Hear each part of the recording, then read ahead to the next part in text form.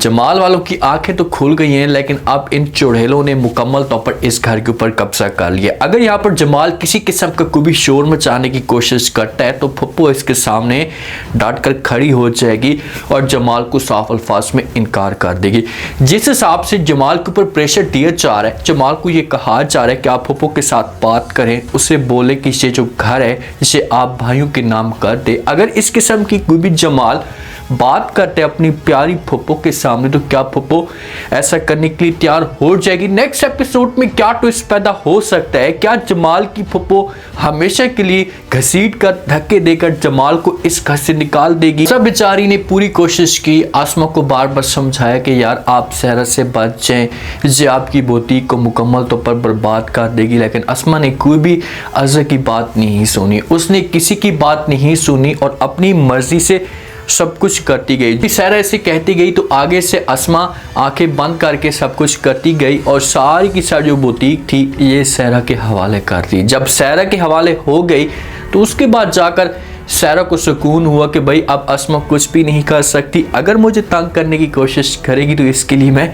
मसले मसाइल खड़े कर दूंगी। अज़र बेचारी बड़ी परेशान होती है, या फ़रद के साथ डिस्कस भी करती है। इसके हाथों में बेबी बाजी की तस्वीरें भी होती हैं। ये फ़रद को कहती है कि मैंने क्या कुछ आसमा के लिए नहीं किया, लेकिन आसमा को अभी भी होश नहीं आ रहा। ये सहरा के पीछे मरी जा रही है और सब कुछ उसी के हवाले करती जा रही है। तो यहाँ पर फ़रद इसे समझा सकती है, इसके साथ बात कर सकती है कि भाई आपको परेशान होने की जरूरत नहीं है, बहुत जल्दी आसमा की भी आंखें खुल जाएगी। क्योंकि फ़रद को भी इस बात का अब अच्छी तरीके से अंदाज़ा हो चुका है, अज़र को भी पता लग चुका है कि भाई सहरा और बेबी बाजी का यहाँ पर आने का किसी किस्म का कोई ना कोई मकसद ज़रूर है। अब आगे जाकर देखें ना, जिस हिसाब से सहरा ने सब कुछ अपने कंट्रोल में कर लिया तो सहरा अपने ऑफिस में बुलाती है आसमा को, जो आसमा का ऑफिस होता है जहाँ पर आसमा बैठती थी। सहरा को अपने पास बुलाती है, इसके साथ बात करती है, पहले इसके सामने फाइल रख देती है, सामने एक फाइल रखती है, आसमा को कहती कि इनके ऊपर साइन कर दें। जब आसमा वो फाइल देखती है तो बड़ी हैरान हो जाती है, शॉक्ड हो जाती है, इससे पूछती है कि भाई ये फाइल में क्या है और इसके ऊपर मैं साइन किस वजह से करूं? तो यहाँ पर सहरा खुलकर आसमा को बता देती है।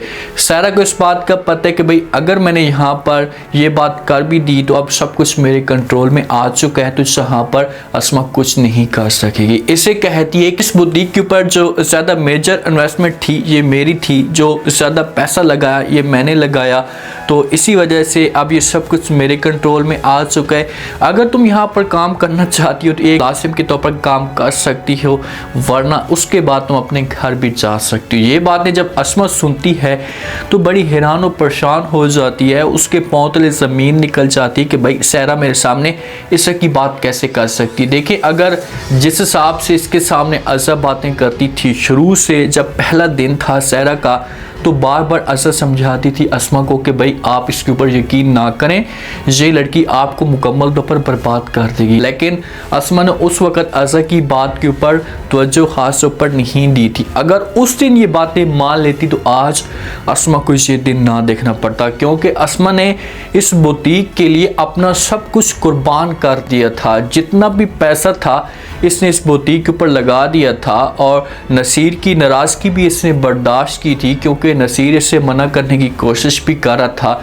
घर वाले भी इस मामले पे खुश नहीं थे, लेकिन आसमा ने अपना सब कुछ निछावर किया, जो उसे आज ये फल मिला। इस मामले पे आसमा को दुख तो बहुत होता है, क्योंकि सहरा ने इस हिसाब से इसके सामने चाल चली है, इस हिसाब से इसने माहौल बनाया कि इसने अपना पैसा, मेन जो इसका पैसा था, इसने इन्वेस्ट किया और उसके बाद जब पैसा ज़्यादा यूज़ हुआ और जो डॉक्यूमेंट्स थे, ये जो बुटीक थी ये भी अपने नाम कर ली, तो फिर जाकर ये आसमा को अपनी आंखें दिखाना शुरू कर देती है। और जिस वक्त ये सब कुछ कटी जा रही थी ना, तो ये आसमा को बार बार कहती थी कि भाई आपने किसी के आगे कोई भी नाम नहीं लेना, किसी को भी नहीं बताना कि भाई ये सब कुछ हो रहा है, जब सब कुछ ठीक हो जाएगा तो फिर आप बता देना भले। अब ठीक हो चुका है, अब आसमा जाकर नसीर को ये बात बता भी देती है। बड़ी रोती है, परेशान होती है। नसीर इसके पास आता है, आकर पूछने की कोशिश करता है और कहता है कि भाई क्या हुआ साहब, किस वजह से परेशान है। तो आगे से अस्मा खोलकर नसीर को सारी बातें बता देती है और कहती कि भाई इस बुटीक के लिए मैंने अपना खून पसीना सब कुछ लगा दिया, लेकिन आज इसका कोई मालिक है, ये कोई और बन गए।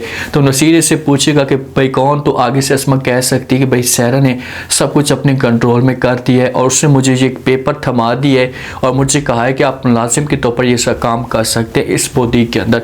तो नसीर को इस मामले पे बड़ा गुस्सा आता है कि भाई इसकी इतनी हिम्मत, इनके पास घर नहीं था, इनके पास कोई ठिकाना नहीं था, हमने इनको ठिकाना दिया, ये आकर हमारे ऊपर इस किस्म की चढ़ाई करे। तो नसीर यहाँ से उठता है।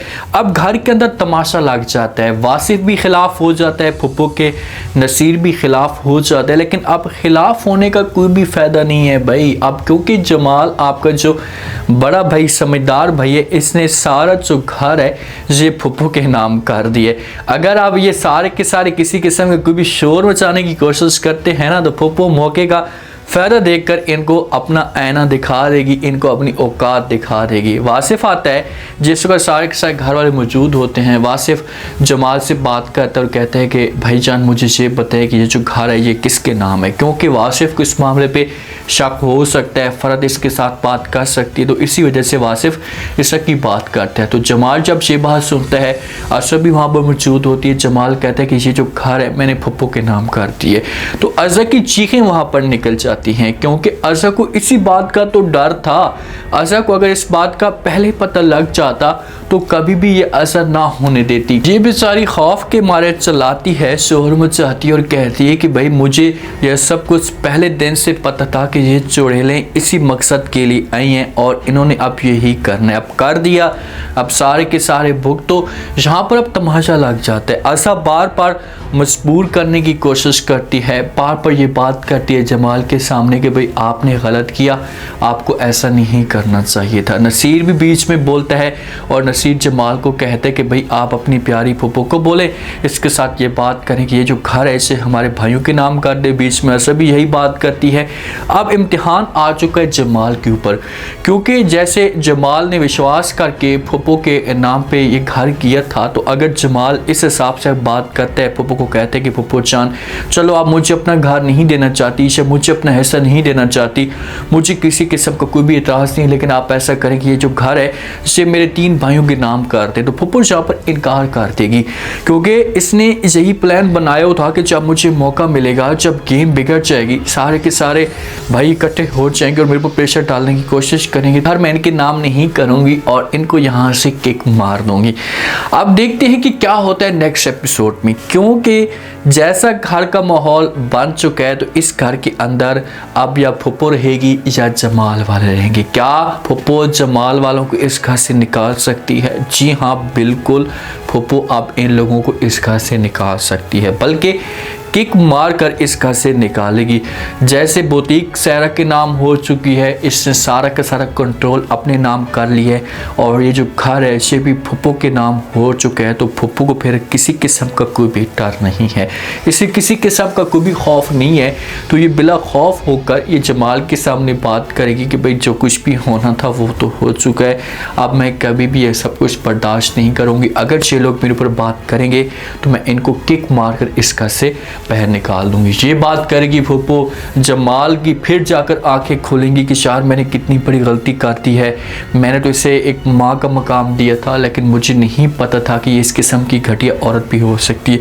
अब ये घर लेने की कोशिश करेंगे, अपनी जायदाद हासिल करने की कोशिश करेंगे। देखते हैं कि ये इस मकसद में कामयाब होते हैं या नहीं, क्योंकि जमाल के पास कुछ ना कुछ ऐसे सबूत ज़रूर होंगे, जमाल के पास कुछ ना कुछ ऐसे पॉइंट होंगे जो फुप्पो को किसी तरीके से ब्लैकमेल कर सकते हैं। अगर जमाल पीछे हटता है, कोई भी बात नहीं करता, तो नसीर वाले वासिफ वाले कभी भी खामोश नहीं बैठेंगे। उम्मीद है आज का रिव्यू, आज के टीजर आप लोगों को पसंद आया होगा।